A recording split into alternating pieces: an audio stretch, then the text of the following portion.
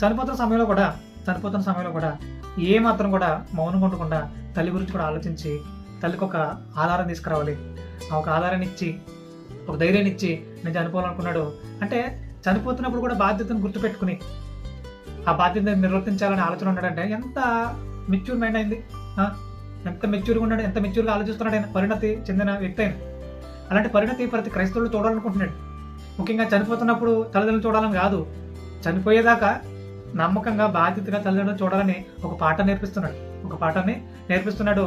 మనకు అర్థం కావాలి ప్రతి పాఠం కూడా. ప్రభా, మీరు నాకు నేర్పిస్తున్న పాఠాల్లో ఇది ఒక పాఠం అంటే ఖచ్చితంగా ప్రభా. ఈ రోజున చాలా మంది తల్లిదండ్రులు ఉన్నారు, వాళ్ళని కొట్టేలా ఉన్నారు, వాళ్ళని తిట్టేలా ఉన్నారు.